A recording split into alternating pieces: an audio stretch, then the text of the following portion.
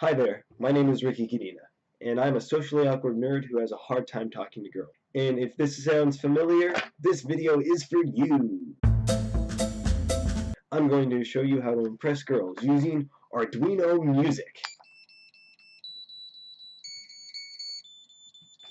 Best part is, you don't even have to be smart to do this, but it'll make them think you're smart. For this project, you will need an Arduino, wires, I used about 7, 2 buttons, a speaker, and some LEDs if you like, breadboard, and a power connection cord. Also a laptop, obviously, to program this. And this is what the fritzing design looks like for those who care.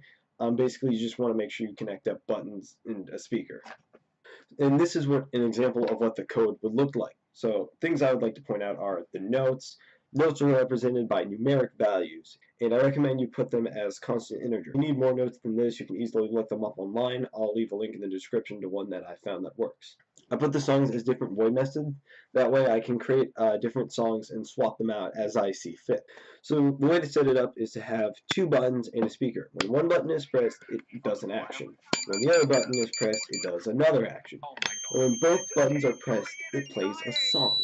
For programming a song, first thing you need to do is look up sheet music and figure out the tempo. From there, you can figure out how many milliseconds each note lasts, since milliseconds is what is used in Arduino language. Then you just set each speaker to each of the notes for the allotted amount of time. I also usually put in a 20 millisecond delay between each note unless they're supposed to flow together. You may be wondering, what song do I use? I recommend asking her what her favorite song is and implementing that in the best way you can. Or you can just go with the 4 chords of pop. This way, no matter what it is, she's gonna like it. You can just be like, oh, it's your favorite song. I didn't. That way, no matter what it is, it's at least somewhat reminiscent. Here's the code for the cheater method. Alright, so here's the plan. You go up to her, you're like, can I show you something? And provided she says yes, you then are like, alright, now press a button. And it does something. And then you're like, alright, now press the other button. And does something else. And then she's confused, like, okay, she pressed the buttons, what's the point of this?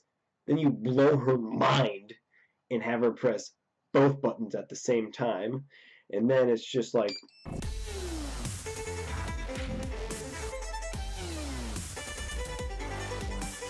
And then if that doesn't work, I recommend going to Amazon.com and buying some chloroform, and what you can do with that